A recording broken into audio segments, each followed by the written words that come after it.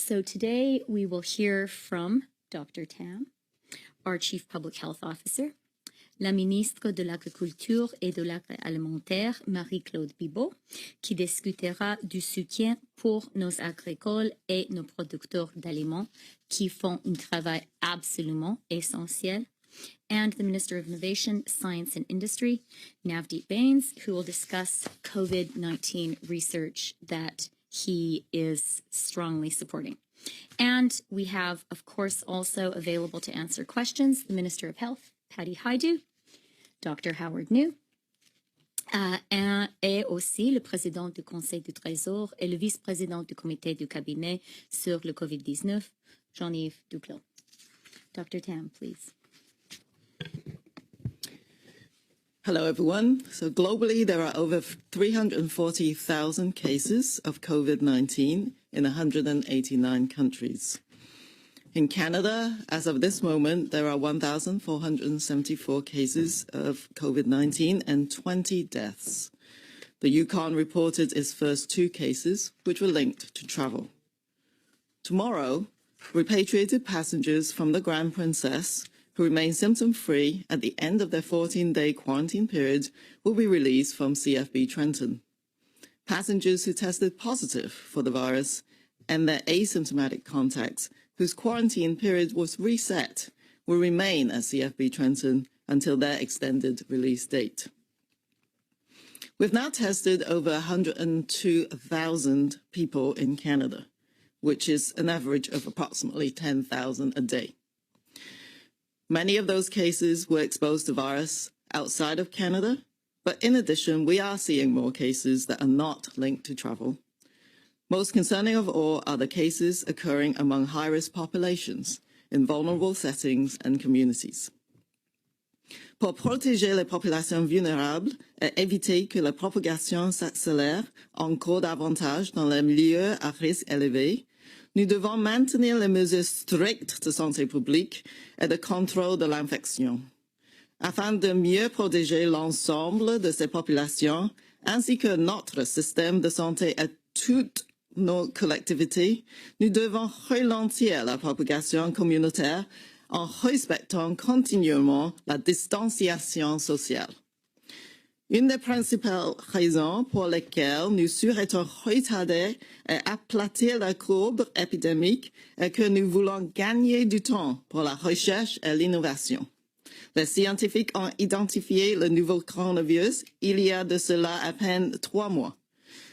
Depuis, le Canada a redoublé d'efforts dans un grand éventail d'activités de recherche, allant des solutions biomédicales, comme le diagnostic, les vaccins et les traitements, ou sciences sociales et comportementales. Nous devrions être fiers que les chercheurs canadiens participent à cette vaste étude internationale de l'OMS appelée Essai de solidarité, qui a pour but de recueillir des données sur les thérapies les plus prometteuses pour la COVID-19. Il s'agit d'un effort coordonné auquel participent de nombreux pays pour obtenir rapidement de solides données scientifiques. To protect vulnerable populations and prevent an even greater acceleration of spread in high-risk settings, we need to continue with strict public health and infection control measures, but to further protect all of these populations, as well as our health system and all of our communities, we must slow community spread through unrelenting social distancing. A key reason we want to delay and flatten the epidemic curve is to buy time for research and innovation to occur. It's been just under 3 months ago that scientists first identified the novel coronavirus. During this time, Canada has stepped up on a wide range of research, from biomedical solutions, such as diagnostics, vaccines and treatments, to social and behavioral science. We should be proud that Canadian researchers are now part of the WHO large global trial called Solidarity, designed to rapidly gather data on the most promising therapies for COVID-19. It's an all-out coordinated push involving multiple countries to collect robust scientific data rapidly during this pandemic. So let's keep up the momentum and let's get this right. Everyone who is practicing social distancing and self-isolation is giving a chance for researchers around the world to work on novel solutions. Merci. And thank you very much, Dr. Tam. Marie-Claude, je te donne la parole. Merci.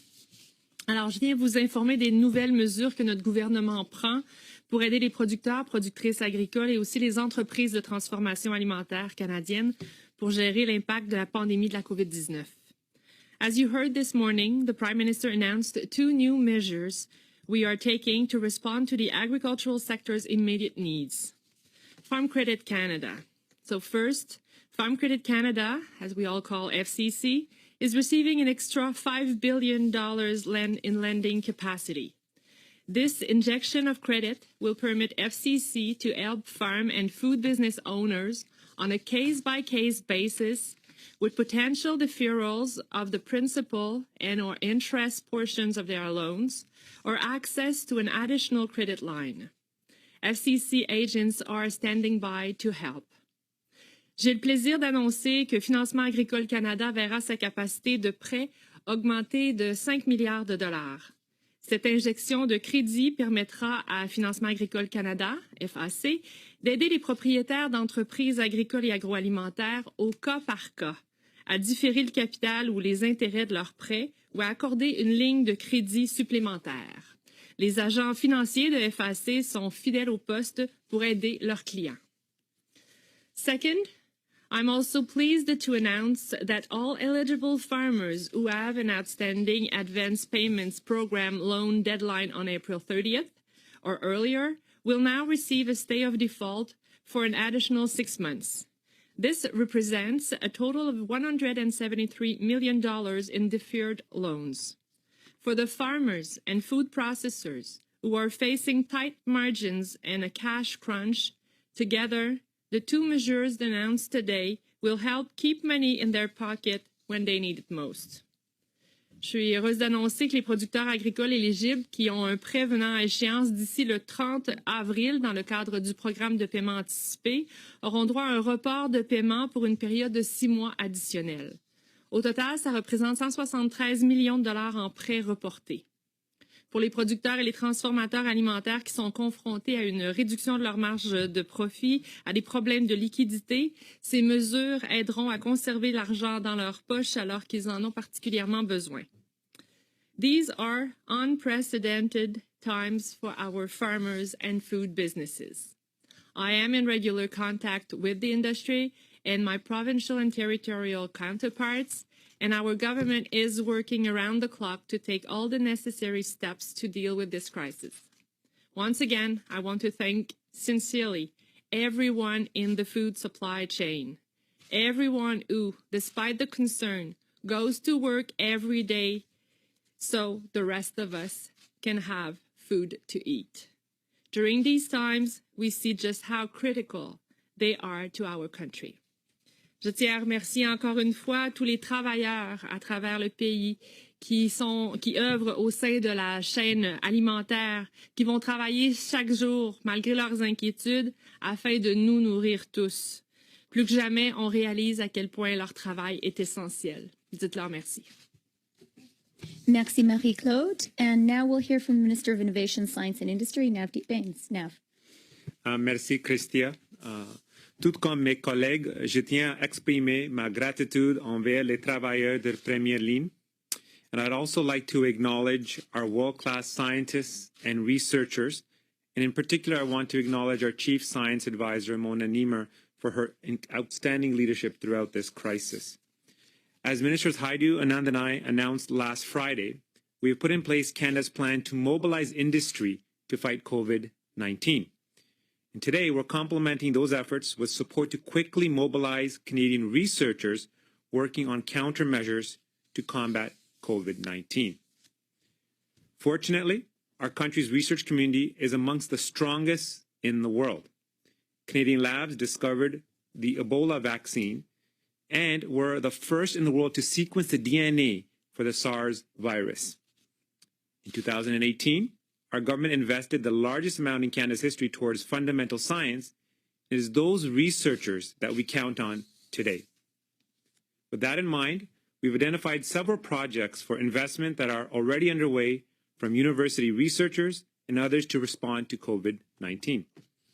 A natural partner in this regard is the University of Saskatchewan's International Vaccine Centre, or VIDO Intervac for short. As one of the world's most advanced infectious disease research facilities, it was the first facility in Canada to receive clearance to harvest a sample of the COVID-19 virus. And so we're investing $23 million to help the center expand and renovate its current animal vaccine production facility to meet the standards required for producing human vaccines. This will allow the center to produce vaccines for clinical trials as well to meet early production needs when a vaccine is ready. We're also investing $15 million to expand and upgrade the National Research Council's Human Health Therapeutics Research Center in Montreal. This will allow the NRC to partner with researchers across the country to produce vaccines and therapies for clinical trials and to meet early needs for frontline healthcare workers when an approved vaccine becomes available. Now, as we spoke on Friday, Canada's fight against COVID-19 requires all hands on deck, and that most certainly includes the private sector.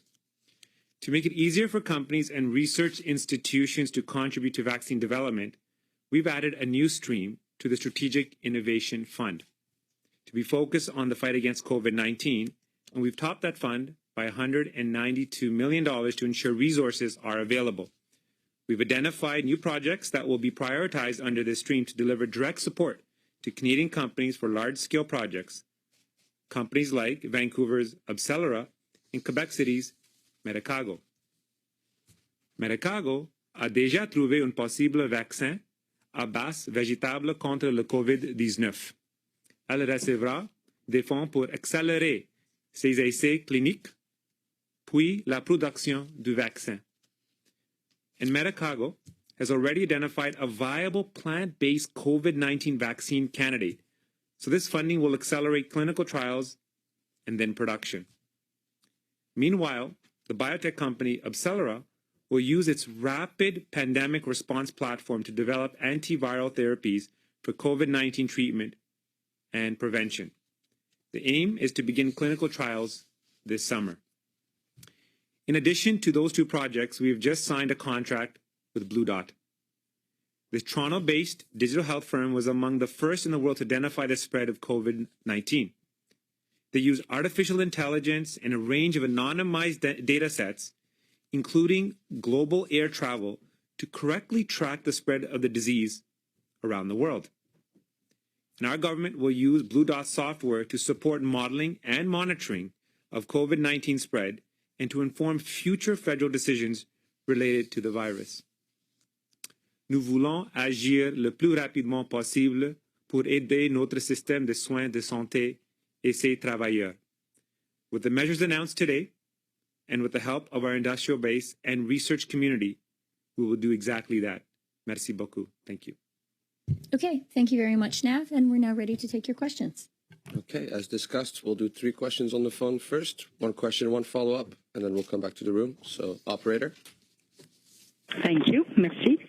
If you have a question, please press star 1 on your telephone keypad. Si vous avez une question, n'hésitez pas de faire étoile 1 sur votre téléphone. First question is from Tom Blackwell, National Post. Please go ahead. La parole est à vous. Hi, this is, I guess, for Dr. Tam, and it's kind of a specific question, but in some Asian countries like Taiwan and Singapore and South Korea, they've had a lot of success in getting the epidemic under control by using sort of tried and true epidemic kind of detective work, contact tracing and strictly isolating people. You know, in Singapore, they've recruited police into the contact tracing process, and they're using cell phones to track down people who've had contact with infected people. I hear a lot about social distancing, but not much about that kind of detective work in terms of identifying who's infected and who's had contact with them. I know that's done by local public health offices, but to your knowledge, is that still going on, or have we sort of given up on that and are just sort of trying to rely on social distancing? Case identification and very rigorous contact tracing is still being carried out at every province and local municipality, local public health right now. That is still Canada's strategy. So if you have a traveler who's come in with positive diagnosis, all of those contacts are still being tracked. If you actually have a community cluster like the one in Vancouver, for example, that is linked to a long-term care facility, all of those contacts are completely tracked, whether they're families who go into the facility or staff or, of course, residents. And so absolutely, that is a very intensive piece of work right now that is still going on. We will continue to do this because we're still containing the virus as much as possible to flatten that epidemic curve. One follow-up? Just as a follow-up, just a very even more specific follow-up. The Costa Luminosa cruise ship that docked in Marseille, I think a couple of days ago, all those people flew back to the States and Canada, I think through Atlanta on commercial flights, and there's reports that there were a number of people with COVID-19 and a number of people that were quite severely ill. What sort of efforts, if any, have been made to sort of track the Canadians that came off that ship and apparently have returned to North America in the last couple of days? So we work very closely with Global Affairs Canada because we are aware of Canadians on a number of cruise ships around the world. And so any time that Canadians could be exposed to coronavirus on any cruise ship, we will track that. We will get the manifest. And if they should be entering Canada, flag any passengers from those cruise ships in order to identify them. And that it could be any number of potential ships happening, but we are trying to trace those very vigorously. If I could just say to reporters also, we can't hear you so clearly. So if you are teleworking, please speak close to the phone and maybe not into a speakerphone, but use your handset to be sure we can hear you. Thanks. Operator, next question on the phone, please. Thank you. Merci. The next question is from Lina Dib, La Presse canadienne. Please go ahead. La parole est à vous. Oui, bonjour. D'abord, une question spécifique à Dr. Tam. Pouvez-vous nous donner le chiffre exact du nombre de personnes qui vont rester en quarantaine à Trenton, donc qui sont ou bien malades ou bien ont été en contact avec des gens malades? Sur les 228, il va en rester combien après-demain?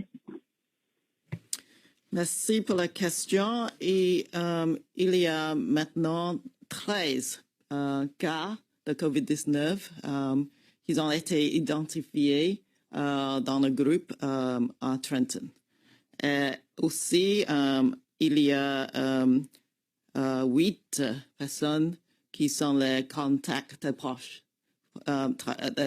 Les gens qui ont resté dans la même chambre, par exemple. Donc, c'est la date pour le départ dépendre de quelle date ils ont manifesté les symptômes. Aussi, la dernière date que les contacts sont exposés, sont en contact avec le cas aussi. Donc, c'est une question différente pour chaque cas. OK, je comprends. Et oui, ma autre question, I don't know for Minister Haidu ou pour Madame Freeland. I'll try it in English and whoever wants to take it. So in this conversation tonight with the premiers, what exact signs are you looking for from them to see if the situation is coordinated across the country and if Ottawa should or should not be stepping in? Voulez-vous une réponse en français ou en anglais?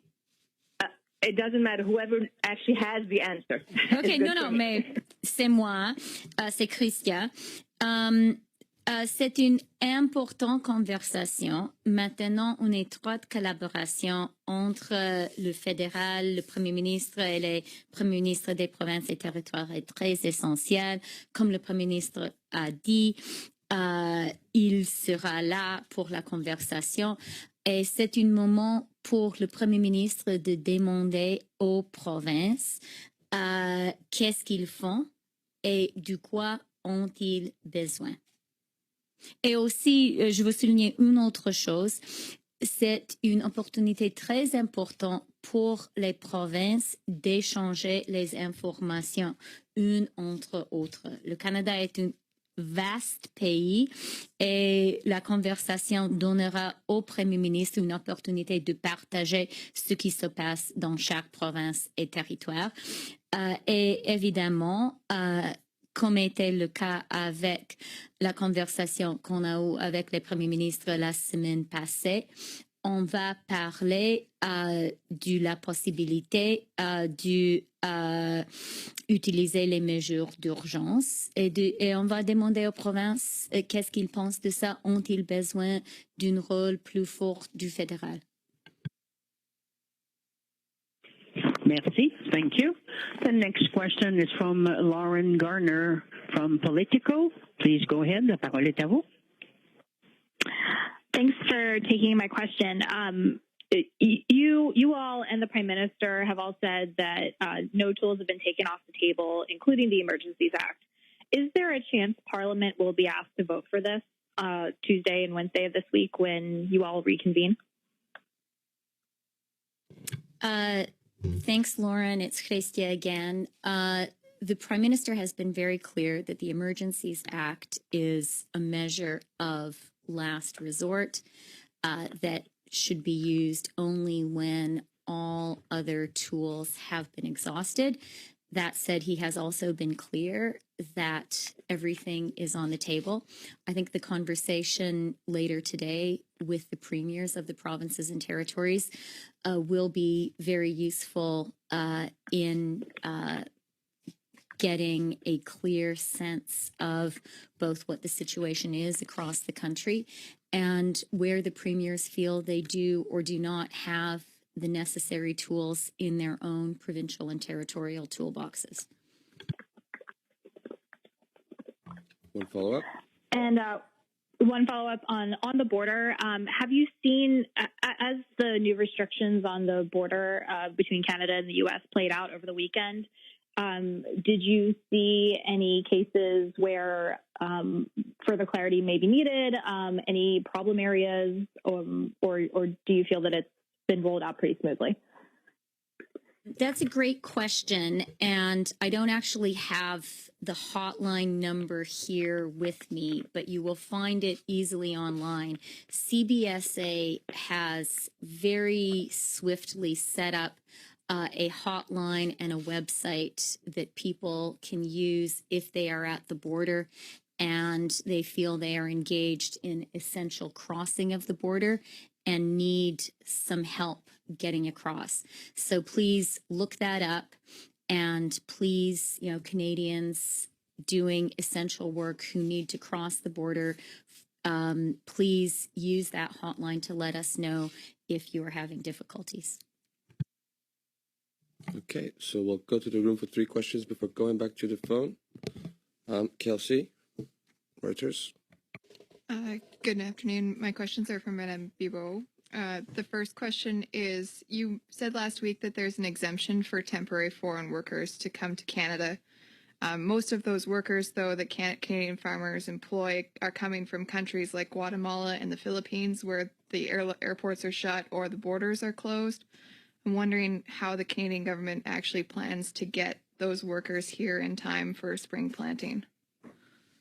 So the part that falls on our government's responsibility is really to negotiate with these countries, and Guatemala is a good example. So Minister Champagne is engaging with his counterpart over there to get the right to have a flight going there and bring these workers. For the organization, the logistic around the flight and the supervision of the application of the isolation protocol, it falls under the responsibility and the coordination of Farm Canada mainly, with the support of other associations throughout the industry. Around CFIA resources, I'm wondering, we're hearing rumblings about concerns about the availability of meat inspectors at Canadian plants. Is there a meat inspector shortage at the moment, or have there been changes to how meat inspections are being done in light of the COVID-19? There's a challenge around human resources at CFIA, mainly for our inspector. The whole weekend we've been working on it with the collaboration of our counterpart in the provinces and with the industry. We're still asking the industry to help us make the priorities out of the priorities.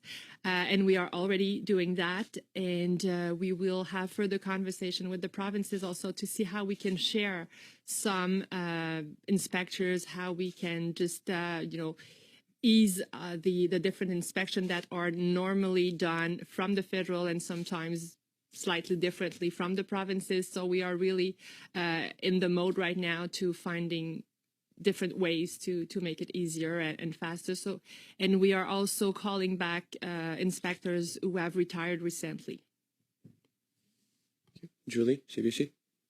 Hi, Julie Van Dusen, CBC. Ms. Haidu, the Prime Minister said today enough is enough. So if people don't follow the rules, as we've seen examples where they seem to be oblivious to social distancing and so on, could one expect the police or the army to be called in to enforce the rules?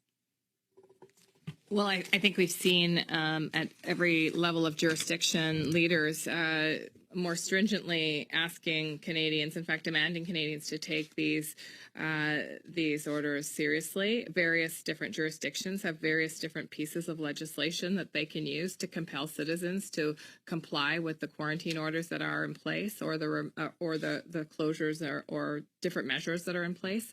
I think the Prime Minister has been clear that we will use every tool available, and we are looking right now at stronger tools for those people coming back to the country to make sure that people understand that this is not a nice to have in terms of people staying in their homes when they return from their March break or return as snowbirds or various other returns to the country. This is absolutely essential. And yesterday I said, I was very clear, and I will say that again. When people are coming back after international travel, it is essential that they don't stop for groceries, that they don't visit their friends or family on the way home, that they're not stopping anywhere but going directly home and doing so safely. We are looking at ways that we can even provide transportation for people that don't have capacity to transport themselves in a way that's private. It is very, very important that people take this seriously. This is a very, very serious situation. I know we've talked a lot about the needs of vulnerable people, but let me remind you that the greatest age percentage that we're seeing who are infected with coronavirus right now are working age adults and can have very serious complications as a result of this illness. So yes, of course, the risk of dying is much greater if you're older or you have underlying conditions. But even for those people that are middle-aged, there are significant complications for about 15% of them. And that's way too high. And so we want people to take this seriously, and we will be looking at additional tools that we can put into place should we see no progress in the next little while. So is it possible the police or the army could be called in?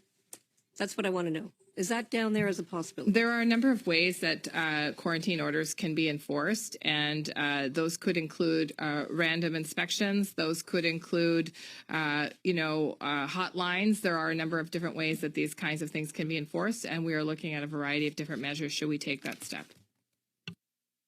Thank you. Rachel, CTV. Rachel Haynes from CTV. First question would be for either Minister Haidu or Minister Freeland. A lot of cities and provinces have ordered non-essential businesses like bars, salons, spas, restaurants to close down. Is the federal government going to issue a blanket order to close all non-essential businesses now? I'll take that answer and then turn to Dr. Tam for why. But listen, the measures that we take have to be based on the epidemiology of the particular place in which they are imposed. You've heard my colleagues talk about the need, for example, for essential workers. It's very important that what we do is strategic and based on the presentation of disease and what we see as the epidemiology of that disease and how it's evolving in the particular areas that are under those measures. As a rule, the majority of provinces and territories have already confined social gatherings to under 50. I think some have confined them to less than that. People have closed, some provinces and territories have chosen to close down establishments that are considered non-essential. In our mind, these are all very good measures. I'll turn to Dr. Tam to talk a bit more about the work that she's doing at the Special Advisory Committee on trying to coordinate that across the country. Well, I think there's absolutely consensus amongst the chief medical officers that people should stay at home and do social distancing as much as possible. And I think we've seen across the country now, all schools are closed from kindergarten to grade 12. And also in the area of mass gathering, as the minister has said, or gatherings, I mean, the description, some jurisdictions are very small, and their capacity to deal with a situation is limited. And for them, the gatherings might be lower than 50 that they would be sort of trying to prevent.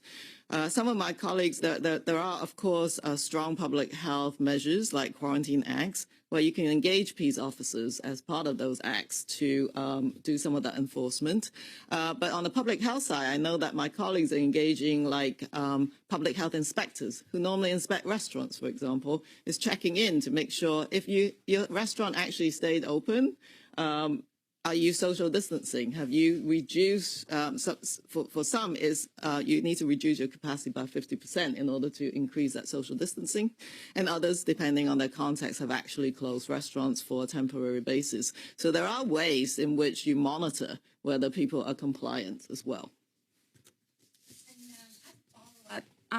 There are still some businesses, though, that do remain open because they aren't clear whether or not they are essential, non-essential. They're worried about having to lay off workers. What would you tell businesses now who are still open and need some more guidance?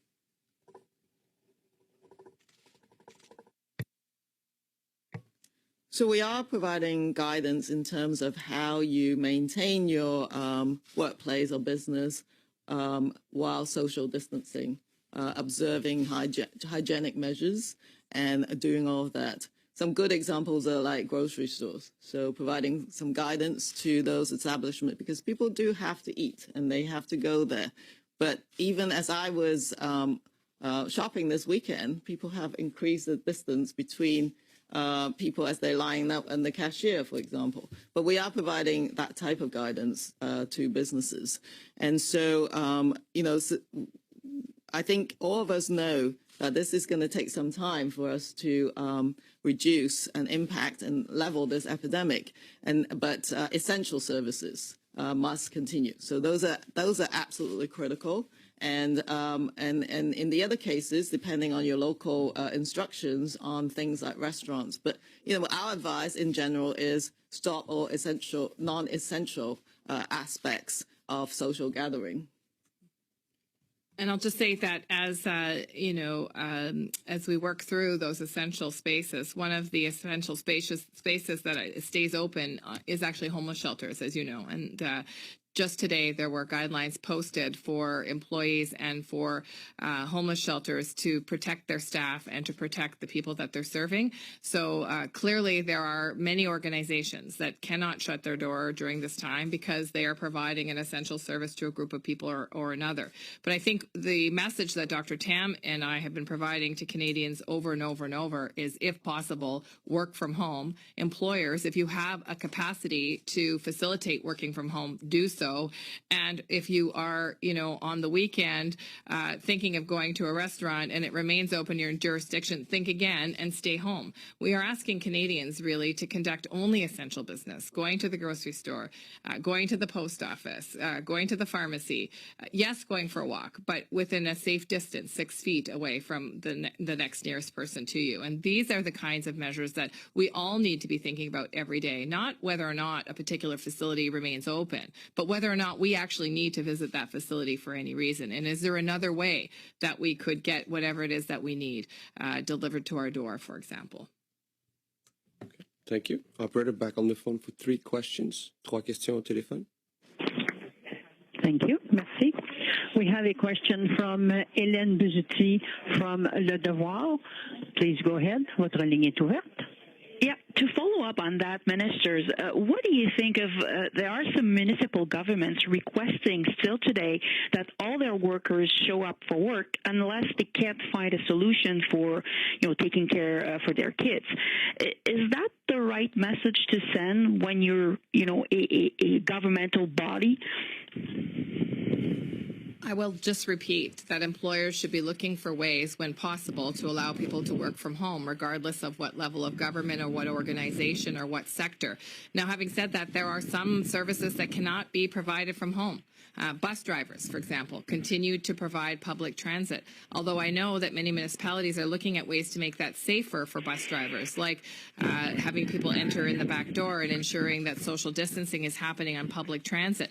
Listen, there are some aspects of life that need to continue, and I appeal to all employers, regardless of who they are, to look for ways that they can allow their employees to work from home and or ensure that they're using the best possible guidance to protect their workers when they are actually providing essential services. And as a follow-up, the Prime Minister mentioned today that there would be a publicity campaign launched sometime, I don't know when. Can you provide more details as to who would be part of it, when is it launched, and how much it's going to cost? I can provide some of those details and not all of them. We will get you some that I cannot provide. We had an initial amount of $50 million for a national media campaign. We've been working on some of that product, but that hasn't stopped us from distributing information prior to the launch of this media campaign. We've got a number of different ways that we're communicating with Canadians, whether it's in social media, in print, in radio, etc., and much of that is running now. We will have additional messaging to Canadians launching late this week, early next. Thank you. Merci. The next question is from Micheline Laflamme, Radio-Canada. Please go ahead. Your line is now open. La parole est à vous. Thank you. Minister Hajdu, you were saying that the government could provide transportation for people coming back from different places. Can you give us more details? How does it work? How would you put that in place? Thank you. This is one of those areas where I will quote my colleague, Minister Freeland, who said sometimes we're making decisions and planning the details afterwards.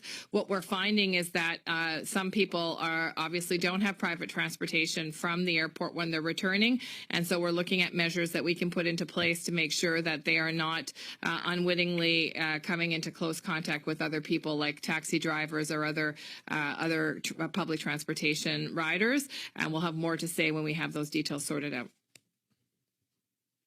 Merci.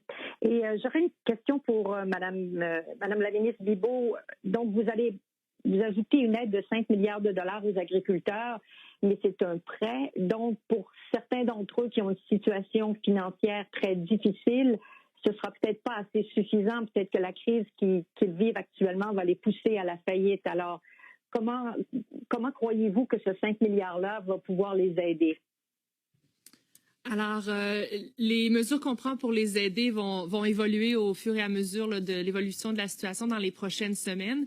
S'il y a un secteur qui doit demeurer en activité, c'est certainement le secteur alimentaire en ce moment, et c'est pour ça que je fais toujours un appel important aux travailleurs du secteur alimentaire. Alors, en ce moment, l'information, parce que je suis constamment en contact avec l'industrie, avec les représentants de chacun de ces secteurs, ils ont besoin d'oxygène, ils ont besoin d'espace, donc la possibilité de pouvoir reporter les prêts. C'est plutôt un problème de cash flow, de fonds de roulement qu'ils ont en ce moment. C'est pas des prêts additionnels, mais c'est simplement parce que dans les circonstances actuelles, ils doivent souvent payer leurs intrants de façon très, très rapide. Il y a un peu de retard, par contre, sur la réception des paiements pour leurs propres denrées. Alors, c'est plutôt une gestion de fonds de roulement qu'on nous demande en ce moment, plutôt que de nouveaux investissements et des prêts substantiels à long terme. Prochaine question au téléphone, s'il vous plaît.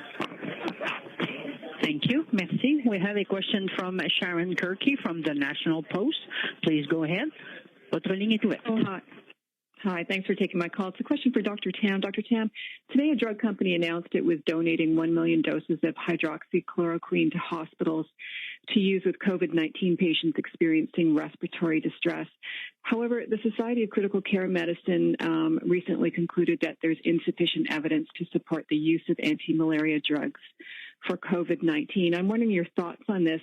I mean, should we be sending malaria tablets into the hospitals if the evidence to support their use is weak?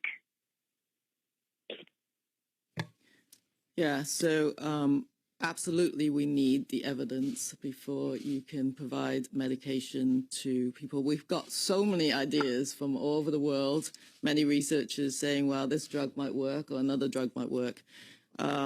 I think Canada is part of an international effort, and at the WHO and other international networks where they've identified really a very vast suite of potential drug therapies and combinations of drugs that are already in existence, but being repurposed, if you like, for COVID-19 treatment. So the trial that I've just talked about, which is called Solidarity, ran by the WHO, was stood up really, really fast. And one of the key drugs that they will be doing a randomized clinical trial on is the anti-malarial drugs, hydroxychloroquine or chloroquine. So that forms one aspect of that. And I think given that Canada is now part of that network, there are actually appropriate ways at which Canada can be engaged and make sure that our patients who are receiving these drugs are doing it in the most scientific and safest way possible. So there are mechanisms.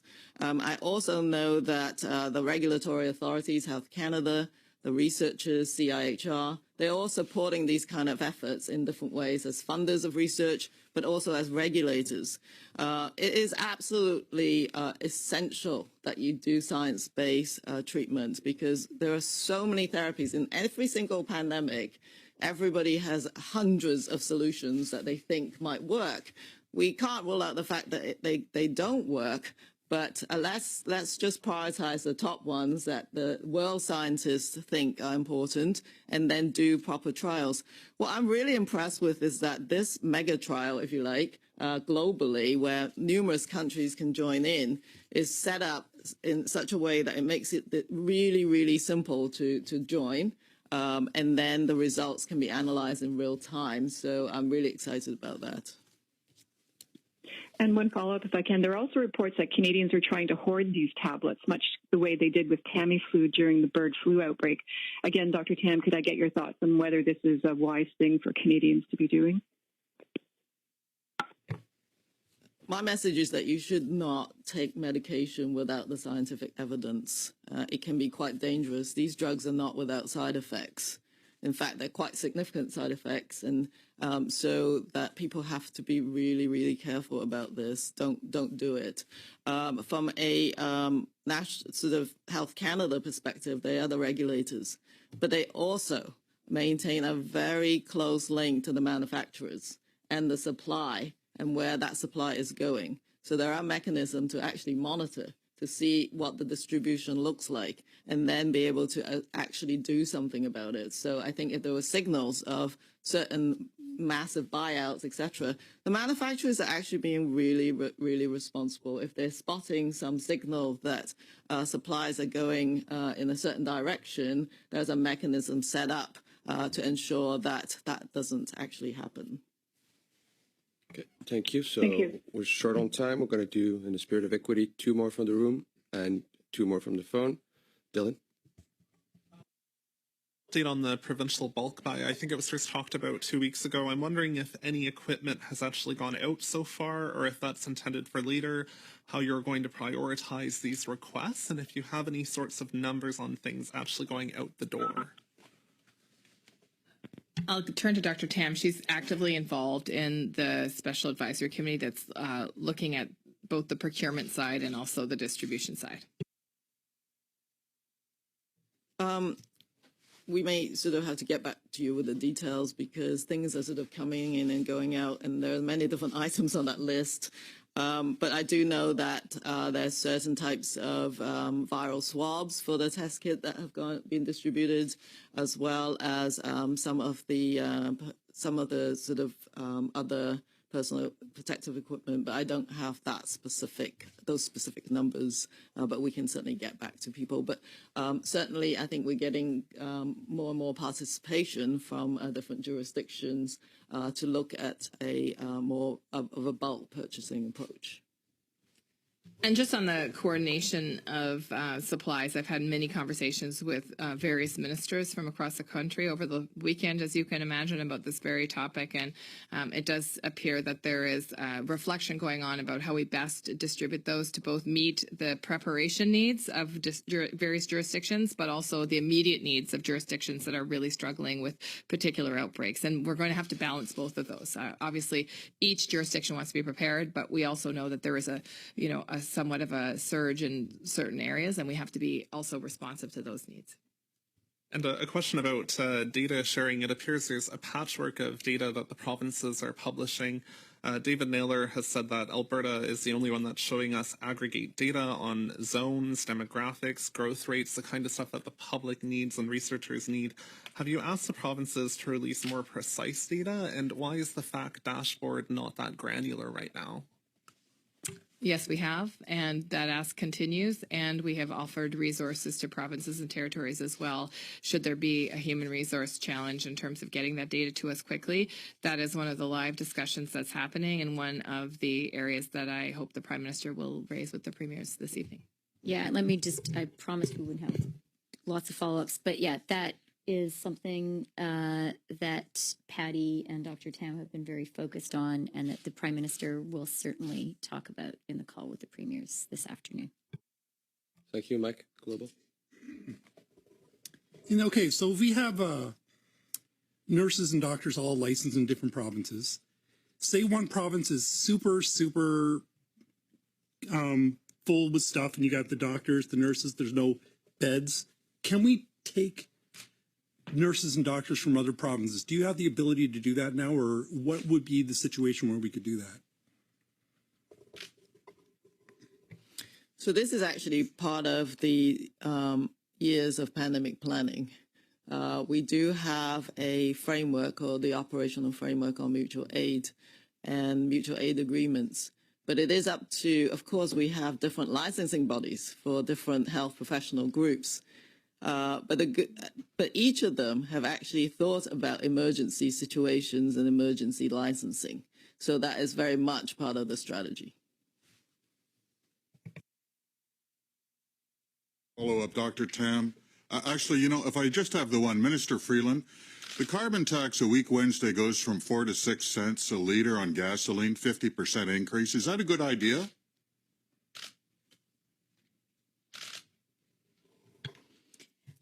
I think our government has been very clear that this is a time where our first priority is protecting the health and safety of Canadians, and that's what everyone here has been very focused on. At the same time, we are very aware of the economic cost of fighting this virus and taking care of our health. And so that means we are thinking very carefully about our whole approach to what we are doing economically, both in terms of how we are supporting workers and businesses, and also what we are doing on the tax side. And you've already seen some action from the government. Thank you, operator. We're going to switch back to the phone. 2 more questions, and that's it. Thank you. Merci. We have a question from Émilie Bergeron, Agence QMI. Please go ahead. Your line is now open. Hi, my question is for Minister Hajdu. Yesterday, you talked about making sure all the directives are uniformized. Where are you in your reflection in terms of maybe closing the interprovincial borders?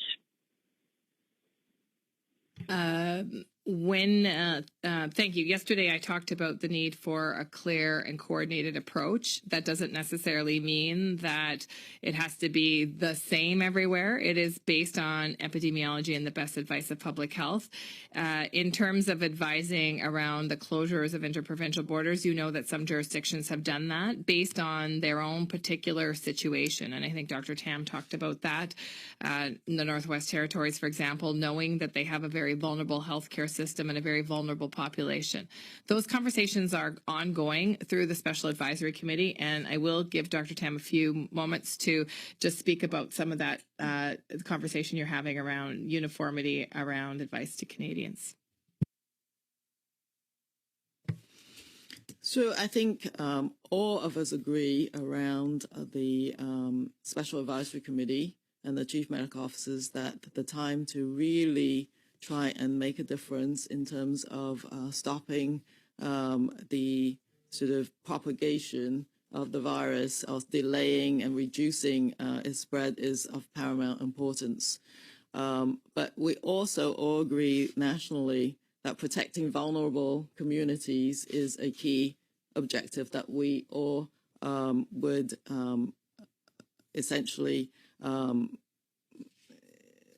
practice, and so that means protecting the northern areas, but also of course the territories. Provinces and territories recognize that they are at very different epidemiologic situations as well, and that there may be quite a vast area of Canada that really hasn't seen anything but the specific introduction by travelers, which is why you're seeing some of these measures being done to protect some of these areas. I think there's also some underlying criteria or factors that may not be immediately obvious. Some of these measures might be temporary because they're coping with students, huge numbers of people coming back, for example, to a territory right at this moment in time. So some of these measures are just to cope with the influx as well by reducing the numbers of other people maybe coming into the territory. So they each have their very individual requirements. And so I think we're all very supportive of that type of approach, but recognizing that we have significant concurrence around essentially all of the social distancing measures and closing down schools and reducing mass gatherings, etc. So I think that, but the other aspect that all chief medical officers were concerned about was, of course, maintaining essential services, making sure the North has the medical, essentially, support that they need. They are fly-in, fly-out communities that must be maintained. And also the longer-term impacts, whether it's mental health or other impacts. Because if you start impacting social economic conditions, that can actually have a very severe impact on health. It's not the kind of decisions that can be taken lightly, but I'm very happy to see that people are actually being very decisive about how to protect their communities. Question suivie, Émilie. Yeah, about mental health that you just mentioned, what are the echoes you're getting about this, how it pressures people that already have mental health issues?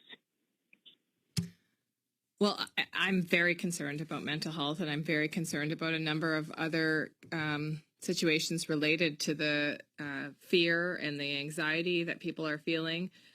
People are very worried and concerned, and of course forced into situations that they would prefer not to be. So yes, I'm very concerned about the rise in mental health concerns. We have very soon, we will have an announcement about a national app that people can download and use to support them in terms of mental health concerns that they have and being able to access supports through that app.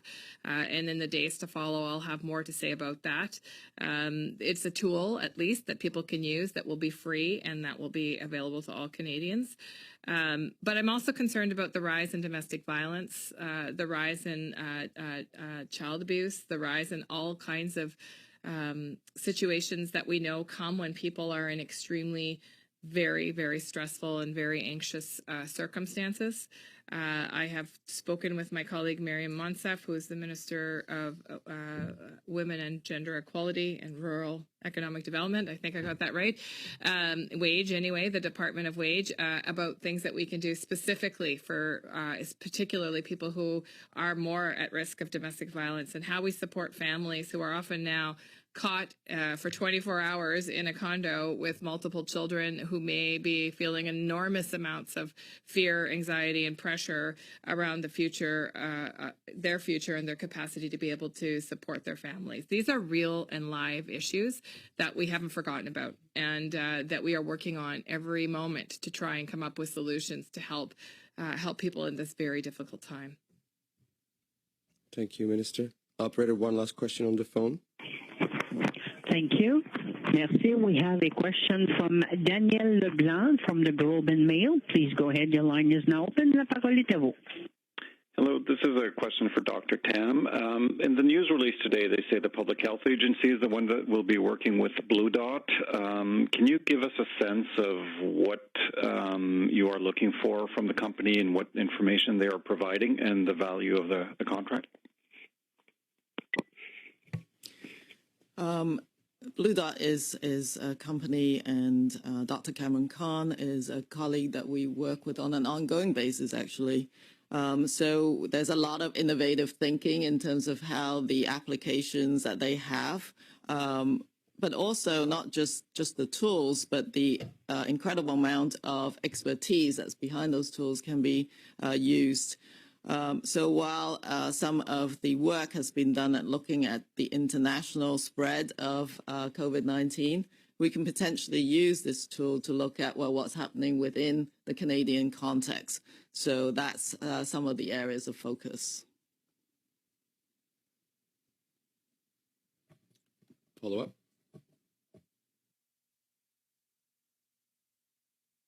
No follow-up? Okay. Thank you very much, folks. OK, avant de finir, je veux juste donner la parole à Jean-Yves pour 2 minutes, pour conclure en français.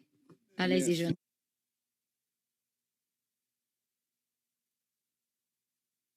Rapidement, pour résumer la perspective des derniers jours autour de ce qui se passe sur les plans épidémiologiques, médicaux et santé publique, le mot-clé, c'est mobilisation. Vendredi, nous avons mobiliser le secteur industriel du Canada, un secteur considérable par des politiques industrielles et d'approvisionnement significatives pour faire en sorte que la lutte contre le virus soit une lutte économique aussi. Nous avons aussi beaucoup parlé encore ce matin de mobilisation sociale. Le Premier ministre a été très clair que nous avons tous, chacun et chacune, une responsabilité sociale pour nous protéger et pour protéger nos proches. Aujourd'hui, avec l'annonce de Mme Bibeau, nous mobilisons aussi le secteur agroalimentaire parce que la sécurité alimentaire, évidemment, fait partie des besoins essentiels des Canadiens. Et si je peux terminer en disant que nous mobilisons particulièrement aussi aujourd'hui le secteur de la recherche et du développement au Canada. Nous avons la chance au Canada de pouvoir compter sur un milieu scientifique extrêmement actif, renommé à travers le pays. C'est vrai à travers toutes les provinces. C'est vrai en particulier pour la compagnie SNNGo au Québec et dans la grande région de Québec qui est un des fleurons de l'industrie biomédicale du Québec. Et nous savons qu'ils sont possiblement déjà en possession d'un vaccin pour vacciner les Canadiens contre ce virus. Ce vaccin de nature végétale peut être produit rapidement. Ce qui est tout aussi important avec l'annonce de ce matin, c'est que des 300 millions de dollars sont disponibles pour appuyer cette entreprise et d'autres entreprises pour accélérer les tests cliniques qui sont absolument essentiels, comme disait le Dr Tan, pour pouvoir ensuite produire et distribuer ce vaccin à grande échelle. Alors tout ça tourne évidemment autour de cette obligation que nous avons de ralentir et de réduire l'incidence de la courbe d'infection, mais les mesures annoncées la semaine dernière, celles annoncées à nouveau aujourd'hui, sont toutes cohérentes à ce niveau-là pour nous assurer d'avoir tout le temps et les outils nécessaires pour prendre soin de nous tous et des Canadiens. Merci, Jean-Yves.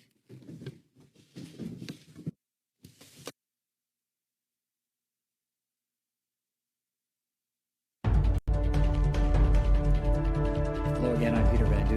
This is continuing coverage of